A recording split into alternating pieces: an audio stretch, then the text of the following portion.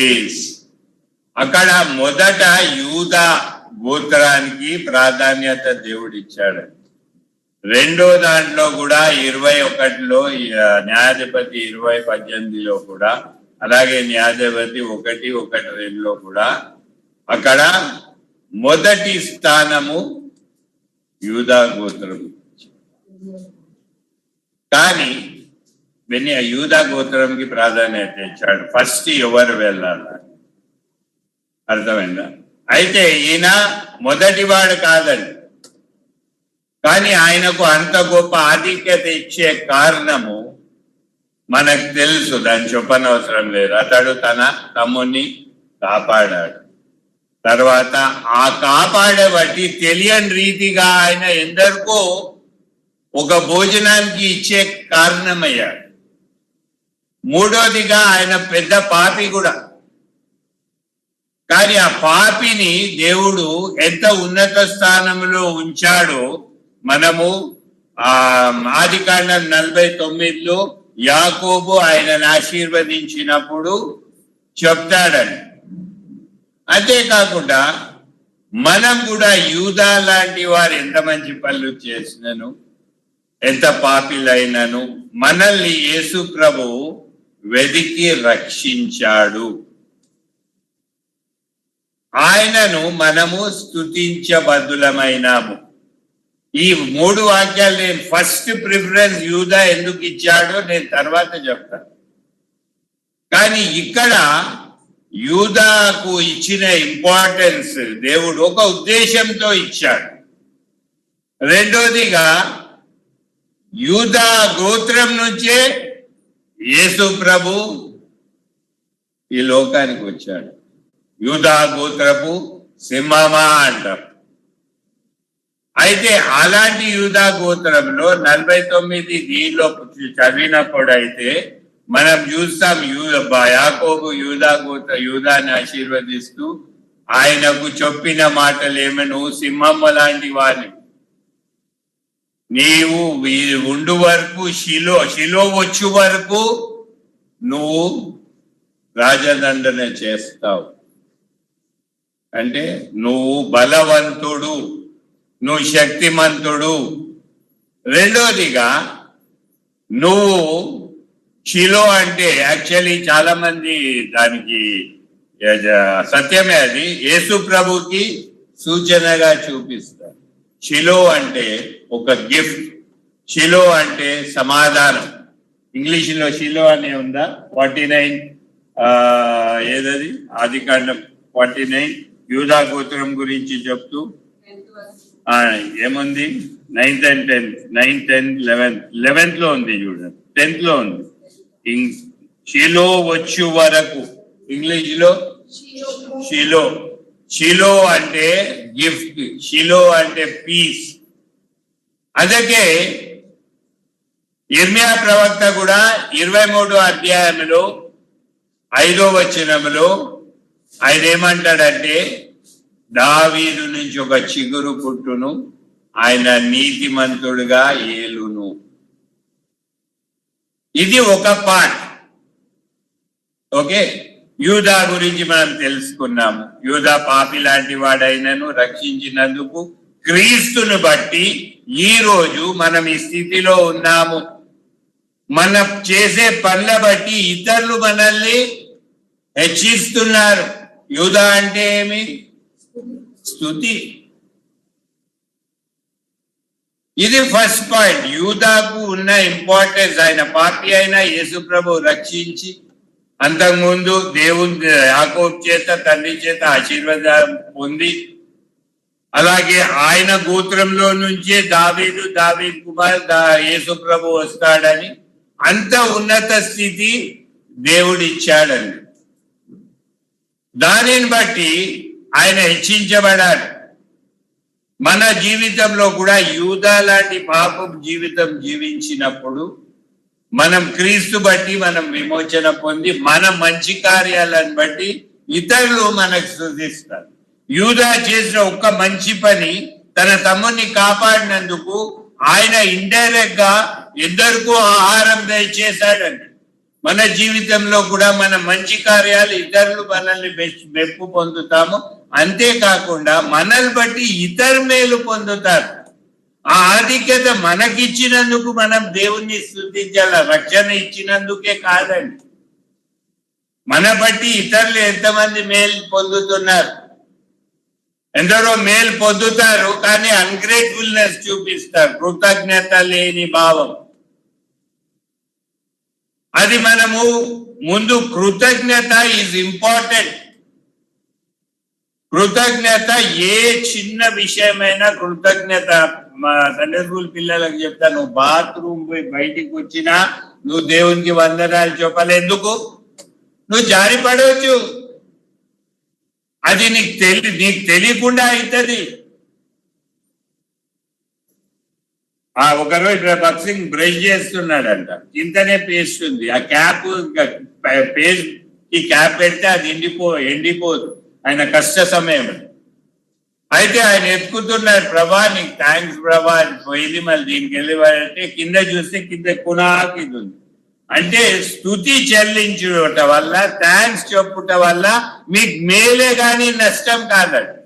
ఇది భౌతికంగా. Second part ఏమంటే, మీరు ఇక్కడ చూసినట్టయితే చదివిన 3 భాగాల్లో ప్రతి దగ్గర యూదాను ముందు పెట్టాడు. మన జీవితంలో కూడా మన జీవిత ఆరంభం దినం మొదలేది స్తుతితో మొదలాల. నేను ఎంత ప్రార్థనా పరుడు, ఎంత బైబిల్ విద్వాంసుడైనా, ఎంత పరిశుద్ధుడైనా స్తుతి లేకుండా ఇవన్నీ వేస్ట్. ఈ సమయం ఇంకా మీరు స్తుతించటం లేదు, దేవుడు మీలో చేసిన కార్యం బట్టి సిగ్గుపడుతున్నారా? స్తుతికి ఇచ్చే ఇంపార్టెంట్ ఫస్ట్ ప్లేస్ దేవుడు యూదాకి ఇచ్చాడు. అది యుద్ధంలో కానీ, ఎందుకంటే ఆయన చాలా శక్తిమంతుడు, ఆ గోత్రం చాలా శక్తిమంతుడు. It's called a southern Kingdom. వాళ్ళు బెన్యామీన్ కలిసి అంతా చాలా పవర్ఫుల్ వాళ్ళు. ఎందుకంటే దేవుడు ఆ ఉన్నత స్థితి వాళ్ళకి ఇచ్చాడు. మనకు కూడా క్రీస్తులో మనం దేవుణ్ణి ఎందుకు స్తుతించాల? తీతు 2వ అధ్యాయం 14వ వచనం.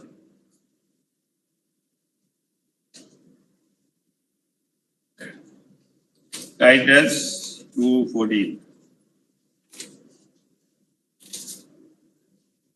మనము భక్తిహీనతను, ఇహలోక సంబంధమైన దురాశలను విసర్జించి ఆయన సమస్తమైన దుర్నీతి నుండి మనలను విమోచించి సత్క్రియలంగాభక్తి గల ప్రజలను మన కోసరము పవిత్రపరుచుకొని తన సొత్తుగా చేసుకొనుటకు తన్ను తానే మన కొరకు అర్పించుకొనెను. మన కొరకు అర్పించుకొనెను, అది ఈజీ వర్డ్ అండి. నా గురించి త్యాగం చేశాడు. ఆ త్యాగాన్ని మనము హృదయపూర్వకంగా గ్రహిస్తే ఆ త్యాగం ఎట్లాంటిది అనేది మనకు అర్థమవుతుంది. ప్రభా నీకు వందనాలు. కానీ ఆ యొక్క సమర్పించుకునేది, మన కొరకు చేసిన శిల్వ కార్యం చూసినప్పుడు ఆయన విడుదల ఎవరి ద్వారా విడుదల పొందాడండి? ఆయన శిల్వ ఎందుకు వేశారు? ఆయనకు విడుదల ఎవరు పొందారు? శిల్వ వేసేటప్పుడు వాళ్ళు ఎవరిని అడిగారు విడుదల చేయమని? బరబ్బాని విడుదల చేయమన్నారు. మనం బరబ్బా లాంటి దొంగలము, మనం నీచులము, వ్యభిచారులము, బందిపోటులము. అలాంటి వాడైన బరబ్బాను విడిపించుటకు మనలాంటి అలాంటి బరబ్బా జీవితం జీవిస్తున్న మనల్ని విమోచించుటకు ఆయన ఆ భయంకరమైన శిల్వ ఇక్కడ ఈజీగా చెప్పబడింది. ఏమన్నది అక్కడ? అర్పించుకోలేదు.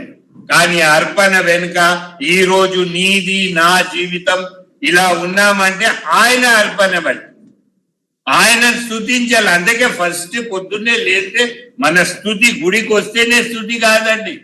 మీ లేస్తేనే బెడ్ మీద అంత ఇంపార్టెంట్. నేచర్ కాల్ అంటే నేచర్ కాల్ పోయి ఫస్ట్ మోకాలు ఉంది, ఫస్ట్ ఆయన చేసిన శిల్వ కార్యం. సెకండ్ ఆయన మనకు చేసిన మేలు, మనకిచ్చిన జీవితం, మనకిచ్చిన కుటుంబం, మనకిచ్చిన సంఘం, మనకిచ్చిన వాక్యం. తర్వాత మన వంటలు, మన తయారాలు అవి పొద్దున్నే చాలా మంది చూస్తుంటాను నేను. పొద్దున్నే లేస్తే సెల్లు ఫస్ట్ లేస్తే ఏమైనా మెసేజ్ వచ్చిందా, ఏమైనా డబ్బులు వచ్చాయా, లేకుంటే ఫస్ట్ లేస్తే మోకాళ్ళు అరగాల. ఈ ముస్లింలు చూసారా మీరు? వాళ్ళకు గుడికి పోయేటప్పుడు వాళ్ళకి ఇక్కడ మార్క్స్ వాళ్ళు ఎల్లప్పుడు వంగి ఉంటారు. మన మోకాలు ఎంతవరకు అరుగుతున్నాయి, మన మోకాలు ఎంతవరకు కమిలిపోయా. స్తుతి ఫస్ట్, జీవితంలో ఫస్ట్ స్తుతి, దెన్ ప్రేయర్. ఆ ప్రేయర్ కు జవాబేమి? వాక్యం. ఏమండి బాగున్నారంటే ఆ ప్రేయర్ నేను బాగున్నా. అలాగే మన ప్రార్థన దేవుని చేసినప్పుడు దేవుడు ఏం మాట్లాడుతున్నాడు, రిటర్న్ జవాబు ఏమి ఇస్తున్నాడు? వాక్యం. సో ఫస్ట్ మన లైఫ్ స్తుతితో మొదలు పెట్టాలి. పొద్దున్న లేస్తే నువ్వు ఉంటారు, పిల్లలు బయటికి వెళ్ళిపోతారు, లేకుంటే నాకు స్కూల్ కాలేజ్ లేట్ అవుతుంది, డబ్బా లేసేది కాదండి. ఆయన స్తుతించాలి. ఎందుకంటే ఆయన నేను ఒక మాట అంటాడు, నువ్వు లోకానికి వెలుగై ఉన్నావు, దాని గురించి స్తుతించాలా. ఆయనను ఎందుకు స్తుతించాలా? ఆయన అన్నాడు నువ్వు లోకానికి ఉప్పు అయి ఉన్నావు. ఉప్పు ఎంత టేస్ట్ ఇస్తుందండి? 10 కిలోల బియ్యానికి ఒక చిన్న,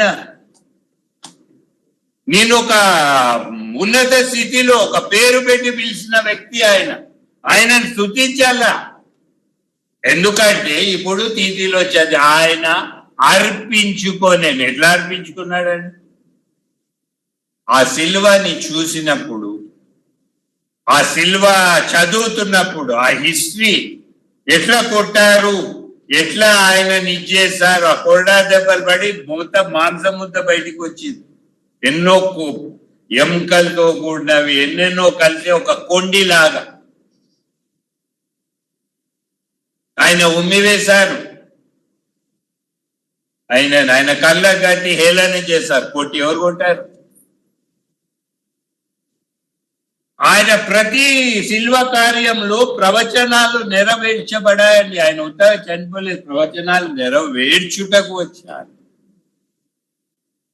ఆయన అందు గురించి స్తుతించాలా. ఆయన ఇక్కడ అర్పించుకొనేను అని ఉంది. అంతకుముందు ఏముంది? మీద దుర్నీతి నుండి, దుర్నీతి, నీతి నుంచి తప్పిపోవుటనే దుర్నీతి. పరిశుద్ధత నుంచి పాపం చేయుటనే దుర్నీతి. ఈ దుర్నీతి బట్టి, పాపం బట్టి, అపరిశుద్ధత బట్టి, ఆయన నుంచి తొలగిపోయి అవిధేయత బట్టి ఆయన పొందిన గాయాల చేత మనము స్వస్థపరచబడామని మనం ప్రార్థనలో అంటాం. కానీ నిజంగా మనము కేంద్రీకరిస్తున్నామా? పరిశుద్ధ దినమందు, ఈ పరిశుద్ధ దినమందు ఈ ఇంటిని ఏమంటారు? హౌస్ అంటే తెలుసా? బస్ లేదు, గృహంలో గురించి చెప్తుంది. హౌస్ ఫస్ట్ వర్డ్ ఏమి? హెచ్ ఏం సూచిస్తుంది ఆత్మీయంగా? హోలీనెస్. నువ్వు దేవుని స్తుతించాలంటే యూ షుడ్ బి హోలీ. పరిశుద్ధ సన్నిధిలోకి వచ్చినావు, గృహంలో వచ్చినావు, నువ్వు రెడీ అయి వచ్చినావా? నేను ఈరోజు టిప్ టాప్ తయారైన ఇవన్నీ ఇచ్చిన చాలా మంది ఇచ్చారు. ఇది వేసుకోవాలంటే సిస్టర్ లేదంటే ఏదో ఒక, నేను బ్రదర్ సుధాకర్ వెళ్ళినప్పుడు బ్రదర్ బనియన్, ఆయన టీషర్ట్స్ ఎక్కువ వేస్తారు. సార్ మీరు కూడా తీసుకోండి, మనం మంచిగా తయారు వస్తాం. కానీ ఆత్మీయంగా తయారై వచ్చినామా? దేవుని గృహములో సాదా స్తుతించండి. పరిశుద్ధంగా, ఆత్మీయ పరిశుద్ధత, భౌతిక పరిశుద్ధత ఈరోజు ఉంటే రేపు పోతారు. మన మా అంకుల్ చనిపోయినప్పుడు అప్పటికే ఆయన ముక్కులో నుంచి ఇది చేసి తీసేయండి. అంత గొప్ప వ్యక్తి. ఆయన గురించి ఆలోచిస్తే నేనే స్టన్ అయిపోతా. ఇంత కోపం లేదండి. మనం అన్నట్టు అంకుల్కి కోపమే రాదు. ఆయన కోపం వస్తే చేయి పట్టుకొని గట్టిగా పట్టేసుకుంటాడు. మాట్లాడుతున్నాయి. నేను మా అన్న ఫోటోలో కూడా చూసినప్పుడు మన అంటుండి ఫోటోలో పట్టుకుని ఉన్నాడు మా అన్నని. అన్న ఆయనకి ఏదో కోపంతో వినోను. ఆయన ఎప్పుడు కోపంలో ఉన్నప్పుడు చేయగట్టిగా ఒక గృహములో మన సిద్ధపాటుగా రావాలి. వచ్చిన తర్వాత హౌస్ లో చెప్పండి, ఓ ఒబీడియన్స్, విధేయతతో రావాల దేవుని సన్నిధికి. విధేయతతో వచ్చి ఆయనను విధేయతతో విధేయత ఎప్పుడు వస్తుంది? పాపం చేయకుండా ఉన్నప్పుడు. పాపం ఎక్కడ? అవిధేయత చూపించినందుకే కదా. యూ దేనికి స్టాండ్ అయితే డాడీ, యువర్ డాక్టర్ కదా. యూనిటీ, ఏకత్వం, ఒకరి మీద ఒకరు ఇది ఉండకూడదు. అది అన్ని బయట. ఒక గృహం, దేవుని గృహం, దేవుని హౌస్కి వచ్చినప్పుడు మనము యూనిటీగా, హోలీగా, ఒబీడియన్స్ గా, ఎస్కి సాల్వేషన్, స్పిరిచువల్ లైఫ్. నువ్వు ఆత్మీయంగా ఉండాల, నీలో రక్షణ కార్యం ఉండాల, అప్పుడే నువ్వు ఆరాధిస్తావు. ఐజాయాలో ఏమంటాడు? నీకు నాకు మధ్య ఉన్న పాపపు గోడ ఉంది కాబట్టి నేను నీకు జవాబు ఇవ్వటం. ఈకి HOUSE, ఎటర్నిటీ, నిత్యత్వంలో ఆ భరోసా పొందిన వారు మనము. దేవుని గృహంలో మనము ఆరాధించి వాక్యం విని సరి చేసుకొని బయటికి వెళ్ళాక అది వదిలేసేది సాతానుడు ఇమీడియట్లీ బయట నిలబడి ఉంటాడు, ఏదో ఒకటి చేస్తాడు. ఇప్పుడు నేను తయారైంది, అదే లేట్ అవుతుందా, మా ఆవిడ ఏదో ఒకటి రేకప్ ప్రభా నీకు వందని బయటికి వచ్చింది.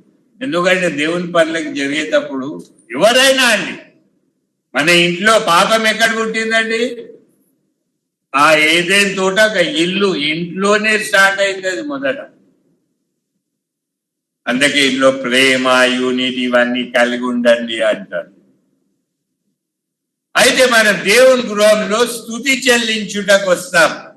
ఎందుకంటే తీతులో చెప్పిన 14లో, కానీ దానికంటే ముఖ్యం 13లో ఉందండి. ఏమది 13లో?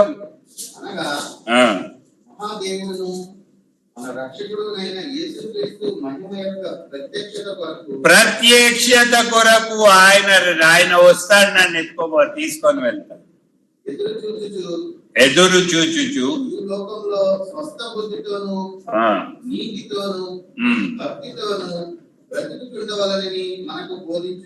ఎన్ని చెప్పాడు చూడండి. నీతితోను, ఇంకోటి భక్తితోను, స్వస్థ బుద్ధి ఉండాల. మన బుద్ధుల్లో కుళ్ళు ఉండొద్దు, ప్యూర్ హార్టెడ్. అలాంటివి మెయిన్ ఆయన వస్తాడు. ఒక హోప్. మన చర్చ్ పేరు, మన అసెంబ్లీ పేరు పిల్గ్రిమ్స్. మనం ఇక్కడ కాదు, దాని గురించి స్తుతించాలి. ఆ నిరీక్షణ ఇచ్చాడు ఆయన, మన గురించి అన్ని చేశాడు ఆయన, మన గురించి గాయపడాడు, అర్పించుకున్నాడు. అయితే మన యాత్రా జీవితంలో ఫస్ట్ ప్రిఫరెన్స్ స్తుతి అండి. దేవుణ్ణి స్తుతించుట ఎంతో ఎంతో మంచిది. మహోన్నతుడా నీ నామమును స్తుతించుటాయే. ఎందుకంటే ఇక్కడ యూదా, నేను 3 అధ్యాయాలు ఎందుకు తీశానంటే, మన జీవితంలో ఫస్ట్ ఆరాధన ముఖ్యము. ప్రతి చిన్న విషయంలో, అది భౌతికంగా కావచ్చు, కష్టం కావచ్చు, ముఖ్యంగా ఆయన శిల్వ కార్యం కావచ్చు. ఆయన మన కొరకు చేసిన శిల్వ కార్యం బట్టి ఆయన మనం స్తుతించాల. దానిని బట్టి మనము ఆత్మీయంగా, భౌతికంగా కూడా ఆశీర్వదింపబడతాం. భౌతికంగా మనుషులకు మనం కృతజ్ఞతగా ఉండాల. వాళ్ళు ఎంత ఇదన్నా ఒక్కొక్కసారి సర్దుకొని పోవాలా. ఎందుకంటే నీ కష్టకాలంలో దేవుని ఏర్పాటు బట్టి, దేవుని ప్రేరేపణ బట్టి, వాళ్ళలో జరిగిన ప్రేరేపణ బట్టి మిమ్మల్ని సహాయం నిలబడినప్పుడు మనం ఆఖరి వరకు, అట్లని వాళ్ళ తప్పుల్లో మనం పాల్భాగస్తులు కాదు. అయితే మనం ఆరాధించే ముందు మన జీవితంలో ఫస్ట్ ఆరాధన, ఫస్ట్ ప్లేస్ ఎలాగైతే ఇక్కడ చాలా మటుకు మనకు తెలిసినంత వరకు ఫస్ట్ ప్రిఫరెన్స్ యూదాకి ఇచ్చారు. ఎందుకంటే వాళ్ళు దేవునికి తెలుసు అండి, దేవునికి తెలుసు ఎవరు పడిపోతారు, ఎవరు నిలబడతారు, ఎవరు శక్తిమంతులు, ఎవరు ఇదైపోతారు, ఎన్నిసార్లు పడి లేస్తారు, ఆయనకు అన్నీ తెలుసు. అంటే చాలా మంది అరే పోనీ పోనీ పోనీ అని. కానీ క్రీస్తుని గమనించినట్టయితే ఆయన ప్రతి ఒక్కరికి కరుణ చూపించలేదండి. పరిసయ్యుల పట్ల ఆయన కరుణ చూపించాడా? Who are ungrateful we have to, అంటే నేను అర్థం చేసుకుందా, కరెక్ట్ కావచ్చు కాకుండా, కానీ దేవునికి ఆయన మనకి ఎన్ని కష్టాలు, ఎన్ని దుఃఖాలు, ఎన్ని బాధలు, ఎన్ని వచ్చినా ఆ స్థుతి అనేది మన యాత్రా జీవితంలో, మన డైలీ జీవితంలో, మనం లైఫ్ స్టార్ట్ చేసే దినముల సమయం నుంచి ఎండ్ అయ్యే వరకు స్థుతితో స్టార్ట్ చేయాలా. పడుకునేటప్పుడు అన్ని అయినాక ఫస్ట్ చూడండి అది ఎట్లుందో సీక్వెన్స్. ఫస్ట్ స్థుతి, తర్వాత ప్రార్థన, దేవుడు ఏం మాట్లాడతాడు వాక్యం, దాన్ని బట్టి అలా జీవించాల. మళ్ళా పడుకునేటప్పుడు ప్రార్థన చేసి వాక్యం చదివి స్తుతిస్తాం. అది నేను అవలంబించి, ఎందుకంటే మనల్ని అంతా కాపాడు కాబట్టి లాస్ట్ కి స్థుతి. కానీ స్టార్టింగ్ లో మన స్థుతి ఈజ్ ఇంపార్టెంట్. మనము నేనెంత ఇదైనా స్థుతి అనేది లేనప్పుడు వీఆర్ జీరో. ఎందుకంటే మనం మనుషులకు చాలా కృతజ్ఞతగా ఉంటాం, మనుషులకు చాలా బాండెడ్ అయిపోతాం. ఏదైనా చేస్తే thank you brother, thank you sister అంటాం. కానీ దేవుడు ఆ యొక్క శిల్వ కార్యం చేసినందుకు మనం ఎంతవరకు స్తుతిస్తున్నాం, అది కూడా నిజమైన స్థుతి. నేను పొద్దున వచ్చేటప్పుడు నేను ప్రార్థన చేసిన, ప్రభా నాలో రమ్యమైన మాటలు రాకుండా చూడు. ఎందుకంటే ఆత్మీయ విషయాల్లో దేవుడు మనకు చూపింది చెప్పాలి, డీవియేట్ అనేది కాకూడదు, స్వస్థ బోధ చేయాలి. ఇదే చెప్పండి తీతులో మీరు చదివినట్టయితే మొత్తము తీతుకు పౌలు బోధిస్తూ ఎన్నో చెప్పాడు. లాస్ట్కి ఇది కూడా అంటాడు ఆయన, ఏమని? తప్పుడు బోధలు చేసే వారిని ఏమన్నాడమ్మా లాస్ట్కి? సంపూర్ణాధికారముతో దుర్బోధను ఖండించుచు ఉండుము. నిన్నెవరిని తృణీకరింపనీయకుము. ఇంత చేసి ఎవరైనా తృణీకరించారా? తృణీకరిస్తారు. అంటే పేషెన్స్ ఉండాల, ఓపిక ఉండాల. రెండోది 14 మనం చదివితే ఒకటి మర్చిపోయిన, ఏదది? ఏమంటాడు? ఆయన సమస్తమైన దుర్నీతి నుండి విమోచించి సత్క్రియలందు ఆసక్తి గల ప్రజలను తన కోసము పవిత్రపరచుకొని తన సొత్తుగా చేసుకొనుటకు. ఇక్కడ ఒకటి మా సత్క్రియలు, కానీ ఇక్కడ ఏమంటున్నాడు మళ్ళా కింద? పవిత్రపరచుకొని. అంటే దాన్ని బట్టి సత్క్రియలు చేసేటోళ్ళందరూ పరిశుద్ధులు కాదండి. దాన ధర్మాలు చేసేటోళ్ళు కాదు. యేసు ప్రభువే దేవుడు రోమా 10లో చెప్పినట్టు ఒప్పుకొని విశ్వసించి, ఈ మాటకు ఆయన కృప ఉంది కాబట్టి, కానీ నీతి కార్యాలు చేసి మనకు రక్షణ కార్యం లేకుంటే నడవదు. అందుకే అంటారు సత్కార్యాలు చేసే వాళ్ళను పవిత్రపరిచి, అంటే వాళ్ళు ముందు పవిత్రంగా లేరని అర్థం. రక్షణ ముఖ్యము, ఆ రక్షణ భాగ్యం మనకు ముఖ్యం కాబట్టి, మనం పాపులం కాబట్టి మొదట ఆయనతో సమాధాన పడి ఆయన దగ్గరకు వచ్చి ఆయన స్తుతించినప్పుడు ఆయన ఎంతో సంతోషిస్తారు. అందుకే నేను first preference should be given to worship and praise. స్తుతి ఆరాధనకు మనం మొదలు పెట్టేది స్తుతి ఆరాధనతోనే మొదలు, పాటలు కూడా స్తుతి ఆరాధనతోనే మొదలు, వాక్యం కూడా స్తుతి ఆరాధనతోనే మనం ఆ సబ్జెక్ట్ మీదే మనం చేస్తాం. ఎందుకంటే స్తుతికి అంత పవర్ ఉంది, స్తుతికి అంత శక్తి ఉంది. చూడండి, ఒక చిన్న ఆయన పేస్ట్ది పోయినప్పుడు, ప్రభా ఇది ఎట్లా చేస్తావు, నీకు వందనాలు పోయినాయి అని, అది పోయి సింక్ వెనకాల ఇరుకోను, ఆయనకు దొరికింది. ఇది చిన్నదే అండి, మనం అది కొట్టిపాయడానికి కాదు. దేవుడికి ఎప్పుడైతే స్తుతి చెల్లిస్తామో తప్పకుండా దేవుడు మనల్ని ఆశీర్వదిస్తాడు. ఫస్ట్ స్తుతి షుడ్ బి ఫర్ ఈ సాక్రిఫైస్, ఆయన చేసిన శిల్వ కార్యం. రెండోది ఆయన ఇచ్చినది మంచి చెడ్డ దాన్ని కూడా స్తుతించాలి.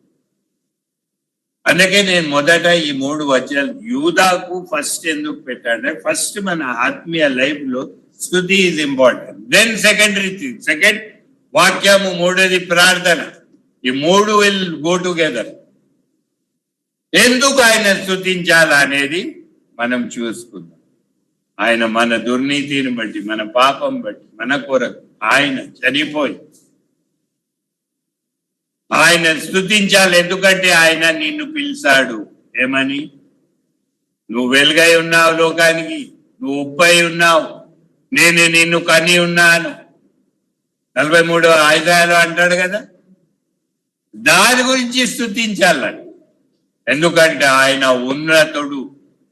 రోమా 9లో ఎక్కడో 5 ఎక్కడో అంటాడు, ఆయన మనిషిలో పుట్టినను, ఆయన ఏదో అంటే చదువు 9 రోమా 9:5 అంట.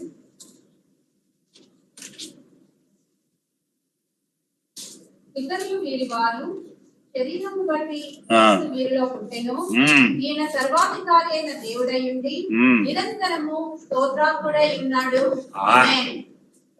సర్వాధికారి, ఆయన ఆషామాషి దేవుడు కాదు. మోషేకి దర్శనం ఇచ్చినప్పుడు, నేను యాకోబు దేవుడు, అబ్రహాం దేవుణ్ణి, ఇస్సాకు దేవుని, దూరంగా ఉండు, పరిశుద్ధ దేవుడు, అది మనం దృష్టిలో పెట్టుకోవాలి. ఆయన ఆ దేవుడు దిగి వచ్చిన వ్యక్తి, అంతా వదిలేసి మన ఖాళీ అయిపోయాడండి. మన వాక్యంలో చదివితే చూసారా, లాస్ట్ కి వాళ్ళు పక్కలో బల్లం పొడిచినా లాస్ట్ కి ఏమైందంటే రక్తంతో కూడిన నీళ్లు బయటికి, అంటే ఆయన ఖాళీ చేసుకున్నాడు. అది కూడా నీళ్లు కూడా ఇచ్చేశాడు, చిందించేశాడు. అంత త్యాగశీలి అయిన క్రీస్తు ఆయన అర్హత పొందినాడు. ఆయన స్తుతించబద్ధుడై ఉన్నాడు, ఆయన ఆరాధించబద్ధుడై ఉన్నాడు. కష్టంలో, దుఃఖంలో, బాధలో, ఇరుకులో, ఇబ్బందుల్లో, సంతోషంలో కూడా ఆయన ఆరాధించినప్పుడు మనము ఆత్మీయంగా, భౌతికంగా కూడా ఆశీర్వదింపబడు. ఖాళీ మంచి కార్యాల గురించి ఆరాధించి స్తుతి చెల్లించి చెడ్డ కార్యాలకు మనం కొనుక్కుంటే దానికి వాల్యూ లేదండి. దేవుడి వాక్యాన్ని దీవించును.